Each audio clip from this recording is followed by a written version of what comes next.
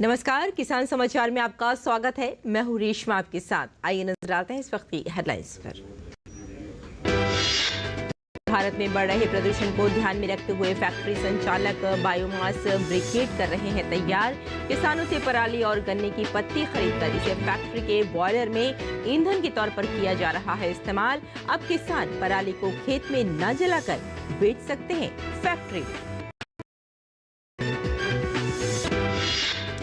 देश में दलहन फसलों का उत्पादन बढ़ाने के लिए सरकार IARI पूसा ने विकसित की चने की नई उन्नत किस्म पूसा चना 20211 देसी पूसा मानव चने हेक्टेयर 32.9 क्विंटल तक की हो सकती है पैदावार। बंगाल की खाड़ी में 23 अक्टूबर तक चक्रवाती तूफान की आशंका। 24 अक्टूबर की सुबह टकरा सकता है ओडिशा और पश्चिम बंगाल के तटों से। कुछ स्थानों पर 30 सेंटीमीटर से भी अधिक हो सकती है बारिश।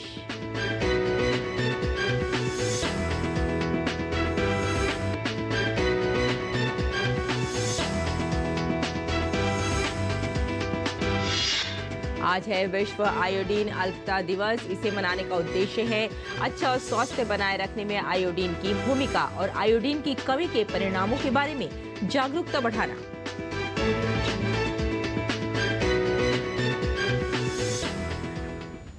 और आइए अब समाचारों पर डालते हैं विस्तार से नजर। उत्तर भारत में बढ़ रहे प्रदूषण में पराली महत्वपूर्ण भूमिका अदा कर रही है। इसी को ध्यान में रखते हुए उत्तर प्रदेश के जनपद हापुड़ में एक फैक्ट्री संचालक किसानों से 2 से 3 रुपए किलो में पराली और गन्ने की पत्ती खरीदकर बायोमास ब्रिगेड तैयार कर रहा है। इस ईंधन का इस्तेमाल फैक्ट्री में लगे बॉयलर में किया जाता है, जिससे फैक्ट्री से होने वाले प्रदूषण से राहत मिल जाती है। अब किसान पराली को खेत में न जलाकर फैक्ट्री में बेच सकते हैं। इससे पर्यावरण को भी नुकसान नहीं होगा। इससे मिट्टी की सेहत पर भी प्रतिकूल प्रभाव नहीं पड़ेगा और सैटेलाइट के जरिए पराली जलाने पर होने वाली कार्रवाई से भी किसानों को राहत मिलेगी।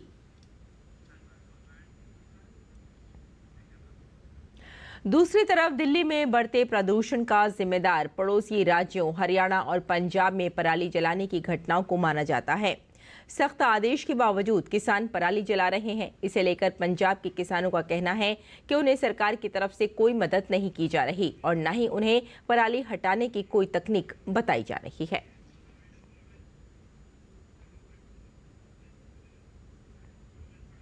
ਕੀ ਕਰੀਏ ਜੀ, ਮਜਬੂਰੀ ਆ। ਮਜਬੂਰੀ ਖਾਤਰ ਕਰਨਾ ਪੈਂਦਾ। ਜੇ ਹੁਣ ਸਰਕਾਰ ਨੇ ਕੋਈ ਖਰਚਾ ਨਹੀਂ, ਕੋਈ ਪਰਾਲੀ ਸਾਂਭਣ ਨੂੰ ਕੋਈ ਸਾਧਨ ਨਹੀਂ ਦਿੱਤਾ ਤੇ ਫੇਰ ਹੁਣ ਕੀ ਕਰੀਏ? ਇਹਨੂੰ ਅੱਗ ਹੀ ਲਾਵਾਂਗੇ ਪੈਲੀ 'ਚ। ਹੁਣ ਕੀ ਕਰਾਂਗੇ? ਇਹਨੂੰ ਨਾ ਸਾਡੇ ਪਿੰਡ ਕੋਈ ਮਸ਼ੀਨ ਹੈ, ਨਾ ਕੋਈ ਸਾਧਨ ਹੀ ਦਿੱਤਾ ਵਾ ਗੱਠਾ ਬੰਨਣ ਨੂੰ। ਪ੍ਰਦੂਸ਼ਣ ਤਾਂ ਫਿਰ ਫੈਕਟਰੀਆਂ ਦਾ, ਭੱਠਿਆਂ ਦਾ, ਇਹਨਾਂ ਦਾ ਵੀ ਸਾਰਿਆਂ ਦਾ ਹੋਣ ਡਿਆ ਵਾ। ਇਹਦੇ ਨਾਲ ਕੋਈ ਜ਼ਿਆਦਾ ਥੋੜਾ, ਉਹ 12 ਮਹੀਨੇ ਹੁੰਦਾ ਰਹਿੰਦਾ। ਇਹ ਤੇ ਹੁਣ 10 ਦਿਨ ਹੋਣਾ। ਹਾਂਜੀ, ਇਹ ਤਾਂ ਮਜਬੂਰੀ ਖਾਤਰ ਕਰਨਾ ਪੈਣ ਡਿਆ ਜੇ।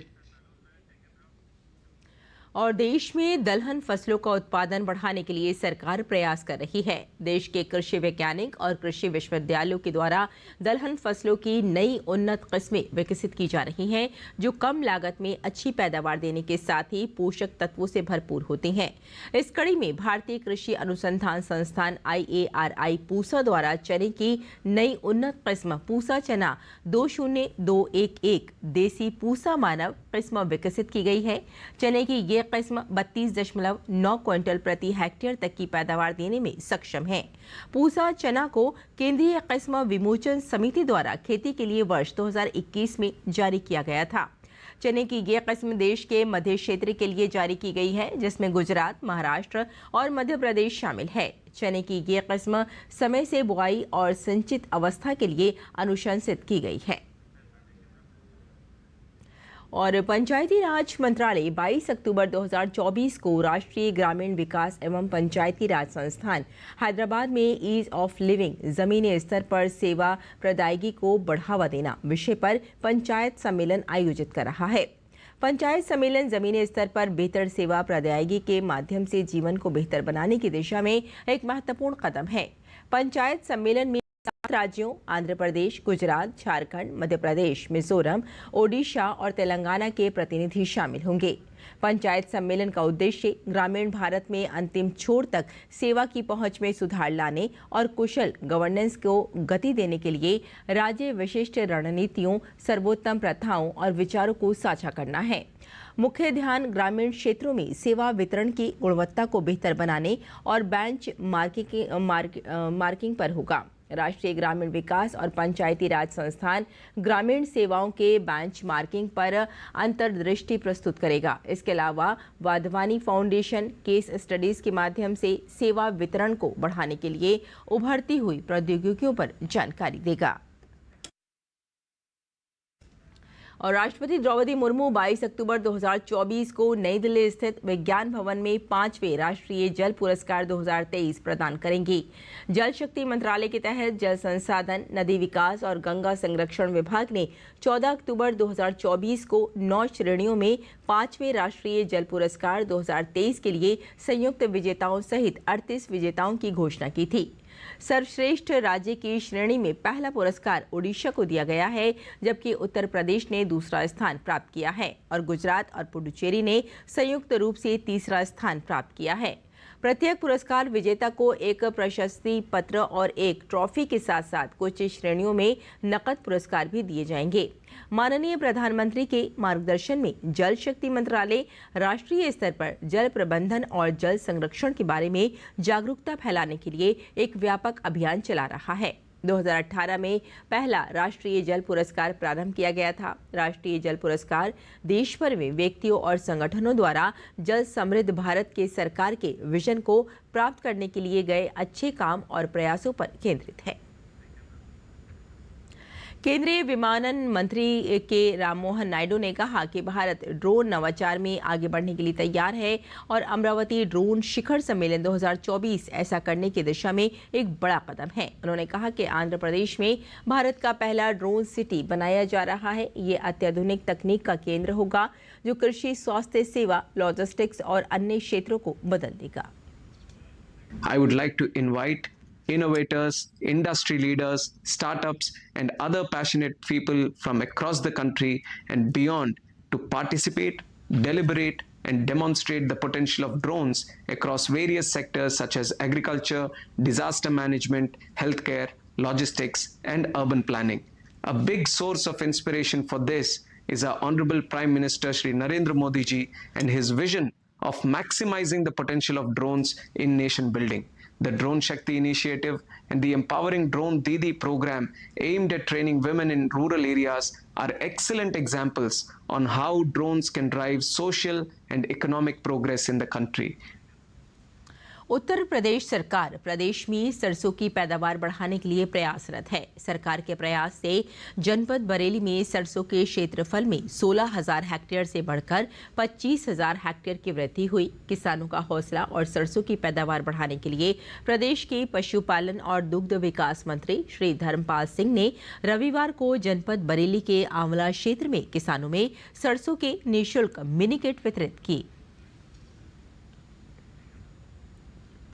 उत्तर प्रदेश के कृषि मंत्री सूर्य प्रताप शाही ने जनपद बांदा में बांदा कृषि एवं प्रौद्योगिक विश्वविद्यालय में आयोजित 2 दिवसीय किसान मेला के समापन पर सम्मिलित कृषि प्रदर्शनी का अवलोकन किया। इस दौरान उत्तर प्रदेश गौ सेवा आयोग के अध्यक्ष और प्रगतिशील किसान श्याम बिहारी गुप्ता जी, जिला अधिकारी बांदा नागेंद्र प्रताप सिंह, कुलपति डॉक्टर नरेंद्र प्रताप सिंह, पूर्व जिला अध्यक्ष लवलेश सिंह उपस्थित रहे। कृषि मंत्री सूर्य प्रताप शाही ने कृषि एवं प्रौद्योगिक विश्वविद्यालय में सेंटर ऑफ एक्सलेंस प्राकृतिक, जैविक एवं शुष्क खेती परियोजना के अंतर्गत गौट यानी बकरी shed, poultry shed, farm shed और साथ में दुग्ध परीक्षण प्रयोगशाला का लोकार्पण किया। इस मौके पर उन्होंने किसानों को चना और सरसों के बीज की उच्च गुणवत्ता युक्त मिनी किट निःशुल्क वितरित किए। सूर्य प्रताप शाही ने कहा कि योगी सरकार किसान भाइयों को श्री अन्न को एमएसपी पर खरीदने की गारंटी देती है। साथ ही उन्होंने प्राकृतिक खेती के बारे में किसानों को जागरूक किया और उत्कृष्ट प्रदर्शनी लगाने वाले कृषकों को सम्मानित किया। गेहूं की बुआई के लिए किसान गेहूं की उन्नत किस्म के बीज की व्यवस्था करने में लग गए हैं। इस वर्ष किसानों के बीच गेहूं की 2 नई उन्नत किस्मों करण वंदना DBW 187 और करण वैष्णवी DBW 303 की मांग बहुत अधिक है। गेहूं के दानों ही की किस्मों की उत्पादन क्षमता अन्य किस्मों की तुलना में बहुत अधिक है। दोनों ही किस्म भारत के उत्तर पश्चिमी मैदानी क्षेत्रों के लिए अनुशंसित है, जिसमें पंजाब, हरियाणा, दिल्ली, राजस्थान और पश्चिमी उत्तर प्रदेश, जम्मू कश्मीर, हिमाचल प्रदेश और उत्तराखंड के कुछ हिस्से शामिल हैं। गेहूं के दानों ही की किस्मों की खेती सिंचित क्षेत्र में की जा सकती है। करण वंदना DBW 187 की औसत उपज 75.2 क्विंटल प्रति हेक्टेयर पाई गई है, जबकि इस प्रजाति की अधिकतम उत्पादन क्षमता 96.6 क्विंटल प्रति हेक्टेयर है। करण वैष्णवी DBW 303 किस्म की औसत उपज 81.2 क्विंटल प्रति हेक्टेयर पाई गई है। उत्पादन परीक्षणों के तहत इस किस्म के द्वारा 97.4 क्विंटल प्रति हेक्टेयर की रिकॉर्ड पैदावार क्षमता दर्ज की गई है। देश में किसानों की आमदनी बढ़ाने के लिए सरकार परंपरागत फसलों की खेती को छोड़ उन्हें अन्य फसलों की खेती के लिए प्रोत्साहित कर रही है। इस कड़ी में उत्तर प्रदेश सरकार ने राज्य में मखाना उत्पादन को बढ़ावा देने का फैसला लिया है। योगी सरकार ने मखाने की खेती को बढ़ावा देने के लिए एक नई योजना शुरू की है, जिसके तहत किसानों को प्रति हेक्टेयर 40,000 रुपए का अनुदान दिया जाएगा। अभी सरकार ने इस योजना को राज्य के 18 जिलों में ही लागू किया है, जिसमें उद्यान विभाग द्वारा एकीकृत बागवानी विकास मिशन के नवोन्मेषी कार्यक्रम के अंतर्गत कार्य किया जा रहा है। योजना का उद्देश्य रोजगार सृजन के साथ साथ किसानों की आय में वृद्धि करना है। योजना के तहत प्रत्येक चिन्हित जनपदों में 10 हेक्टेयर मखाना उत्पादन का लक्ष्य रखा गया है, जिसमें प्रदेश में कुल 180 हेक्टेयर में मखाने की खेती होगी।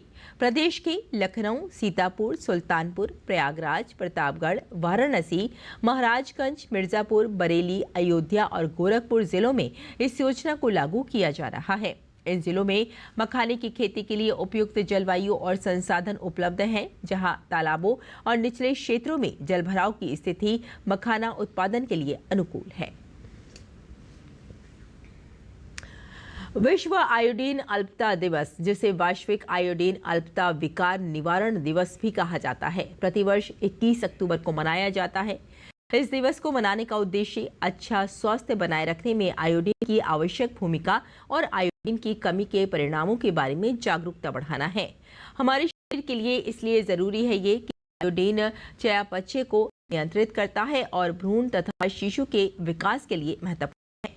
खाद्य पदार्थों और आयोडीन युक्त नमक में पाया जाने वाला आयोडीन कई रूपों में मौजूद होता है। आयोडाइज्ड सबसे सामान्य रूप है, जो पेट में तेजी से अवशोषित होता है और थायराइड द्वारा हार्मोन उत्पादन के लिए उपयोग किया जाता है।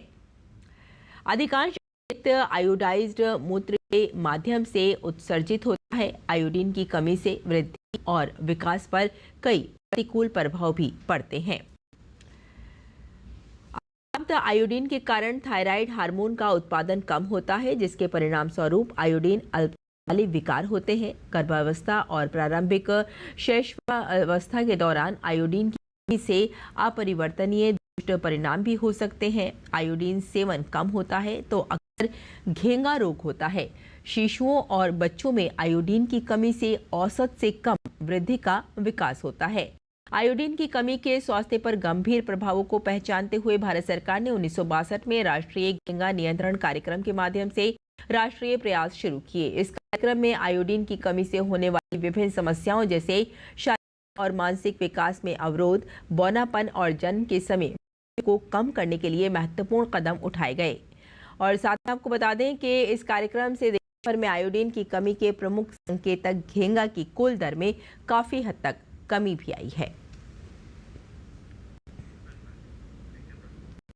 बंगाल की खाड़ी में 23 अक्टूबर तक चक्रवाती तूफान आने की आशंका जताई गई है। मौसम विज्ञान विभाग IMD ने बताया कि ओडिशा और पश्चिम बंगाल के तटीय क्षेत्र इस चक्रवाती तूफान की चपेट में आ सकते हैं। इस दौरान वहां तेज हवा के साथ भारी बारिश की आशंका जताई गई है। IMD ने एक विशेष बुलेटिन जारी करके कहा है कि अगले 24 घंटों के दौरान अंडमान सागर पर बने एक चक्रवाती उच्च प्रभाव के सोमवार तक कम दबाव वाले क्षेत्र में तब्दील होने की आशंका है। बुलेटिन के मुताबिक इस मौसम प्रणाली के पश्चिम उत्तर पश्चिम दिशा की ओर बढ़ने और 22 अक्टूबर की सुबह तक अब दाव में तब्दील होने तथा 23 अक्टूबर तक पूर्व मध्य बंगाल की खाड़ी के ऊपर चक्रवाती तूफान में तब्दील होने की आशंका है। उत्तर अंडमान सागर में आज एक साइक्लोनिक सर्कुलेशन केंद्रीभूत है।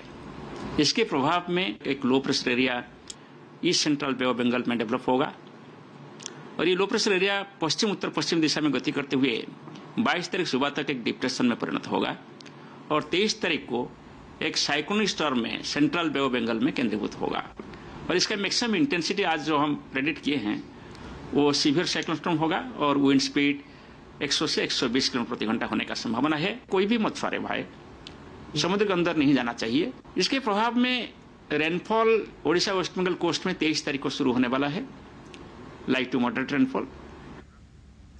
और दिल्ली में प्रदूषण एक बार फिर पांव पसार रहा है। नतीजतन दिल्ली में हवा की गुणवत्ता खराब से खतरनाक स्तर तक पहुंच रही है, जिस वजह से लोगों को दिक्कतों का सामना करना पड़ रहा है। देश की राजधानी दिल्ली एक बार फिर सुर्खियों में है, लेकिन वजह वही हर साल वाली। जी हां, आपका अंदाजा भी एकदम सही है। दिल्ली का दम एक बार फिर घुटने लगा है। आंखों में जलन और गले में खराश के साथ सांस लेने में दिक्कत हो तो समझ जाइएगा कि आप राजधानी की सीमा में प्रवेश कर चुके हैं। लेकिन दिल्ली सरकार वही रटी रटाई दलील देती है कि पड़ोसी राज्यों की वजह से दिल्ली में प्रदूषण बढ़ रहा है। वही पड़ोसी राज्य उत्तर प्रदेश, जहां कभी केजरीवाल ने आम आदमी पार्टी का मसौदा तैयार किया। वही पड़ोसी राज्य हरियाणा, जिसे केजरीवाल ने गृह राज्य बताकर वोट बटोरने की नाकाम कोशिश की। और वही पड़ोसी राज्य पंजाब, जहां आम आदमी पार्टी की ही सरकार है। मुझे लगता है कि दूसरों पर इल्जाम लगाना और सरकारी पैसे से अपना शीश महल बनाना, ये दिल्ली की आम आदमी पार्टी की सरकार की रीत बन चुकी है, जिसमें उन्हें खुद के फायदे से अलग जनता के मुद्दे से कोई सरोकार नहीं है। पिछले करीब 6 दिनों से AQI बद से बदतर यानी खराब से खतरनाक स्तर पर पहुंच रहा है। आज सुबह 6 बजे के बाद से ही कई जगह AQI 300 के पार दर्ज किया गया। गैस चैम्बर में तब्दील होती जा रही दिल्ली में अब आम आदमी का ही दम घुट रहा है। बहुत ज़्यादा दिक्कत हो रही है। बच्चे भी परेशान हमेशा रहते हैं, आग जलता है, नाक पूरा गंदगी भर जाता है। दिल्ली जो है विश्व के दूसरे तीसरे नंबर पर है पोल्यूशन में आगे। यहाँ तो ये तो रहने लायक अब शहर ही नहीं बचा, लेकिन क्या किया जाए, धंधा पानी है तो कहाँ जाएंगे। मैं नोएडा से आता हूँ, तो नोएडा में इस टाइम पे पोल्यूशन तो कम है, मगर यहाँ पर आके कुछ ज़्यादा ही महसूस हो रहा है। देखिए कितना ट्रैफिक है, लोगों को पब्लिक जो ट्रांसपोर्ट है उसका यूज़ करना चाहिए। दिल्ली सरकार प्रदूषण पर नियंत्रण के लिए हर साल वादा करती है, हर साल दावे किए जाते हैं, लेकिन हकीकत यही है कि दिल्ली में सांस लेना भी अब आसान नहीं है। हर दिन AQI में इजाफा हो रहा है। ऐसे में आने वाले दिनों में लोगों की मुश्किलें बढ़ती नजर आ रही हैं। देखना होगा कि दिल्ली सरकार कुछ कारगर कदम उठा पाती है या फिर पड़ोसी राज्यों पर ही हर बार की तरह हर समस्या का ठीकरा फोड़ती दिखेगी। तो जाना आपने किस तरीके से राजधानी दिल्ली की जो हवा है उससे हर कोई अब परेशान हो रहा है, बेचैन हो रहा है, क्योंकि इस दिल्ली में अब दम घुटने लगा है। दिल्ली से कैमरा पर्सन जगदेव सिंह के साथ मुकुल शर्मा, DD न्यूज। प्रधानमंत्री नरेंद्र मोदी ने नई दिल्ली में NDTV वर्ल्ड समिट को संबोधित किया। अपने संबोधन में प्रधानमंत्री ने जन कल्याण योजनाओं से आम भारतीयों के जीवन में आ रहे बदलाव का जिक्र किया। प्रधानमंत्री ने कहा कि छोटे शहरों को हवाई सेवाओं से जोड़ने की उड़ान जैसी पहले बड़े परिवर्तन की वाहक बनी है। भर चुकी है, इनमें 1.5 करोड़ आम नागरिक सफर कर चुके हैं। आज 600 से अधिक रूट्स उड़ान के तहत और इनमें से ज्यादातर छोटे शहरों को कनेक्ट करते हैं। 2014 में देश में 70 के आसपास एयरपोर्ट थे। आज देश में एयरपोर्ट की संख्या 150 को पार कर गई है। उड़ान योजना ने दिखाया है कि कैसे समाज की एस्पिरेशन विकास को गति देती। और किसान इस मौसम में कैसे रखें अपनी खेती का ख्याल, आइए जानते हैं।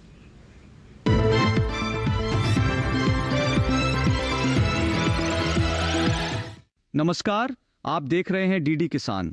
मैं हूं AI कृष और आज हम जम्मू कश्मीर, हिमाचल प्रदेश और पंजाब में होने वाली खेती किसानी से संबंधित सलाहों के बारे में पूरी जानकारी देंगे। जम्मू कश्मीर में किसान धान की पकी फसलों की कटाई करके इन्हें सुरक्षित स्थान पर भंडारित कर लें। साथ ही जम्मू कश्मीर में किसान भुट्टों को छीलकर सुरक्षित स्थान पर रख लें। जम्मू कश्मीर के किसान सरसों, गेहूं, मटर और मसूर की बुवाई के लिए खेत तैयार कर लें। जम्मू कश्मीर में इस समय पालक, धनिया, मेथी और प्याज की बुवाई की जा सकती है। यहाँ के किसान मूंग की पकी फसलों की तुड़ाई कर लें। साथ ही यहाँ किसान इस समय फूल गोभी, पत्ता गोभी, गाजर और आलू की बुवाई कर लें। हिमाचल प्रदेश के किसान कीवी और सेब के पके फलों की तुड़ाई कर लें। हिमाचल प्रदेश में इस समय पालक की बुवाई की जा सकती है। साथ ही यहाँ के किसान लहसुन की बुवाई के लिए खेत तैयार कर लें।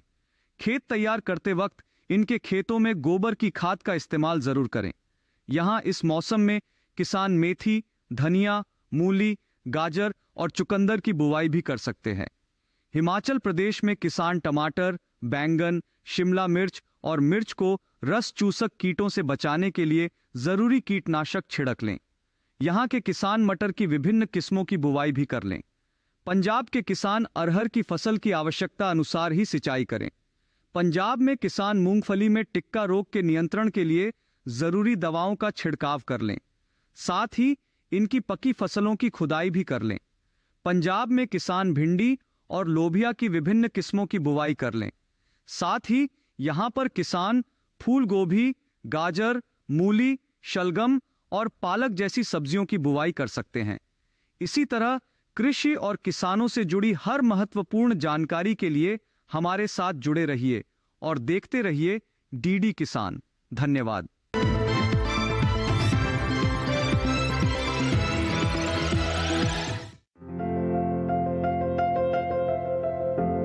शलजम को तो वैसे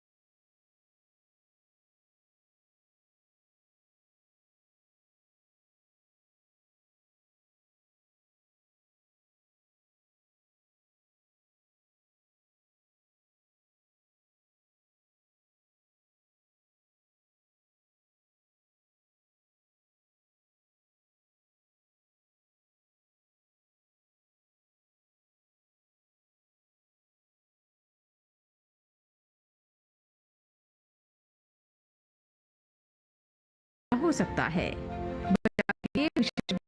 से दवा का छिड़काव करें।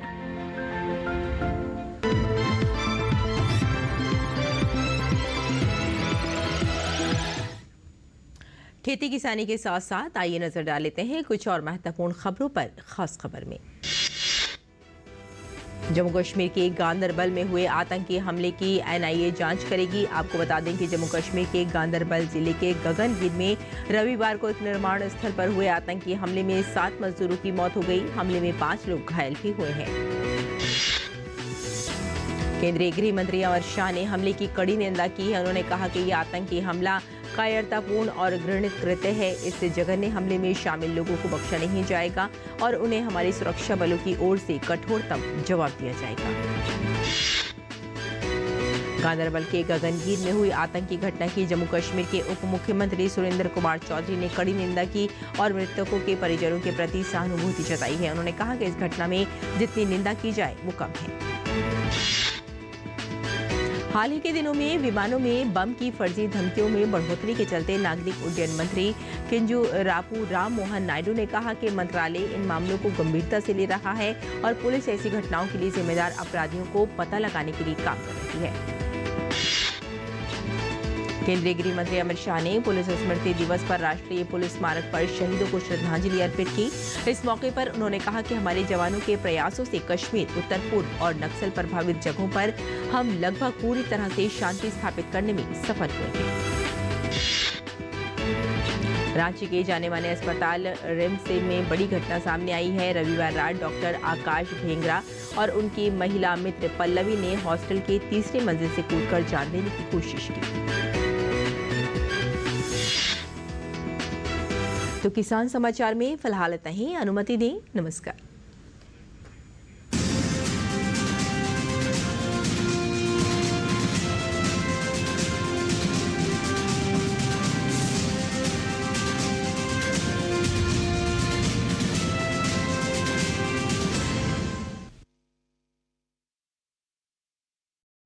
हाईटेक खेती से सशक्त हो रहा है किसान।